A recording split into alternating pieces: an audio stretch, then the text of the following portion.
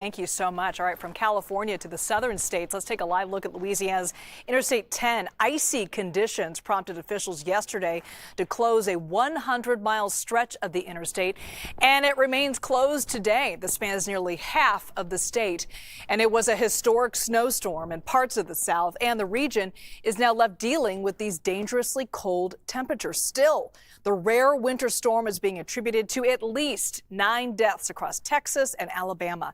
And power is out for thousands of customers across Georgia and Virginia. North Carolina opened warming centers across the state there, and state officials say more than 1,300 vehicles have been deployed to treat the icy roads. CBS News correspondent Dave Malkoff reports from Marshall, North Carolina, an area that is still recovering from hurricane damage.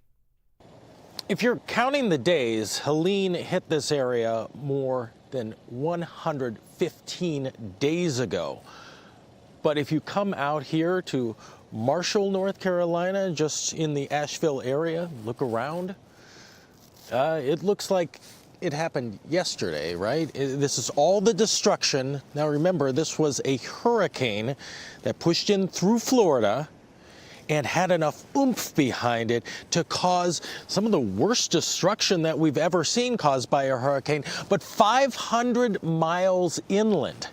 It is very, very bitter cold here in North Carolina and up in Tennessee, where the destruction is just everywhere and roads and bridges are still down. People are still in trailers. Just across the street from here, we talked to a family who was living in a bus with a little kid and his wife and his family living in what's basically a tour bus.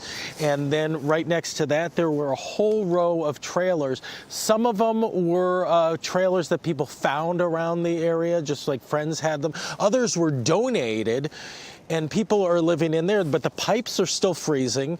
I'm not sure if you can see the ice down here, but this is all frozen right here. It's very, very bitter cold, and people were working on those pipes just yesterday, trying to get the water moving. They do have some propane tanks. I know that some churches have given out some propane heaters to some families who don't want to burn wood in their houses, because some areas that are just deep in what they call the haulers, these long mountain roads that go up into neighborhoods that are way into the mountains, they don't have bridges to get to their houses for emergency vehicles to get in, their fire trucks, ambulances.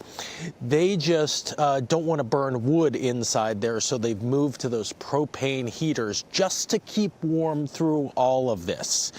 Now, coming up tomorrow, President Trump is expected to visit this area, and a lot of people are welcoming that, including the Democratic governor here in North Carolina. In Marshall, North Carolina, Dave Malkoff, CBS News.